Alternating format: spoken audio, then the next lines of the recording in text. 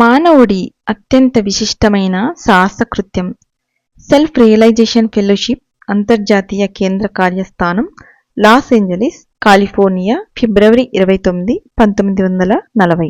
జీవితం అనేది మనం ఊహించగల అత్యంత విశిష్టమైన సాహసకృత్యం. కొంతమంది జీవితాలు ఏ విధమైన ఆసక్తి, ఉత్తేజం లేకుండా ఉన్నప్పటికీ ఇంకొందరి జీవితాలు అసాధారణమైన అనుభవాలతో నిండి ఉంటాయి. ఆత్మహత్య చేసుకుందామని 32 సార్లు ప్రయత్నించిన వ్యక్తిని గురించి నేను విన్నాను. ప్రతిసారి అతను చావకుండా ఏదో ఒకటి అడ్డుపడుతుండేది. ఈ భూమి మీద ఇప్పుడున్న అందరి జీవితాల గురించి, ఈ భూమి నుంచి వెళ్ళిపోయిన అందరి గురించి, ఇక ముందు పుట్టబోయే అందరి గురించి తెలిస్తే ఎలా ఉంటుందో ఊహించండి. అది దేవుడి శక్తి. యేసు అన్నాడు, 2 పిచ్చుకలు ఒక ఫార్తింగుకి అనగా నాణానికి అమ్ముడుపోలేదా? అందులో ఒకటి దేవుడికి తెలియకుండా భూమి మీదకు పడదు కదా. అందరూ మానవుల అన్ని జీవితాల అనుభవాలు దేవుడి జ్ఞాపకంలో ఉన్నాయి. ఇప్పటి వరకు జరిగిన ప్రతి విషయాన్ని గురించి ఎరిగిన చైతన్యాన్ని ఊహించడమే కష్టం. అయినప్పటికీ పరమాత్మ తత్వాన్ని విచారించడమే ఈ ప్రపంచంలో అతి విశిష్టమైన సాహసకృత్యం. ఈ క్షణంలో నా ఆధ్యాత్మిక నేత్రం ముందు కనపడుతున్న దాన్ని గురించి మీకు చెబుతాను. సత్యాలు ఊహల కన్నా గొప్పవి, అవి నిజమైనవి. అయినా వాటికి మూలం భగవంతుడి మనస్సులోని ఒక ఆలోచన. ఉదాహరణకు చెప్పాలంటే అన్ని రకాలైన వివిధ అణుపదార్థ రూపాలన్నీ రూపుదాల్చిన భగవంతుడి ఆలోచనలే. వాటిని తిరిగి ఆలోచనలుగా మార్చవచ్చు. ఆ ఆలోచనలను తిరిగి ఘనీభవింపచేసి వస్తువులుగా మార్చవచ్చు. మనిషికి కూడా భావాలను పుట్టించగల శక్తి ఉంది. కానీ అతడి కల్పనాశక్తి అంత బలమైనది కాదు.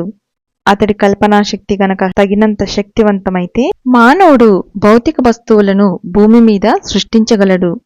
ఏ సృజనాత్మక శక్తి ద్వారా దేవుడు ఆలోచించి తన మానసిక సృష్టిని ఘనీభవింపచేసి ప్రపంచంగా చేస్తాడో అదే సృజనాత్మక శక్తి మానవుడిలో అంతర్గతంగా ఉంది. కానీ తన ఆలోచనలను వాస్తవమయ్యేలా చేయడం మానవుడికి అసాధ్యంగా ఉంది. ఎందుకంటే అతడు భగవంతుడు తనకు ఇచ్చిన దివ్యమైన ఆలోచన శక్తిని ఉచితంగా ఇచ్చిన దాన్ని ఉపయోగించుకోలేకపోతున్నాడు.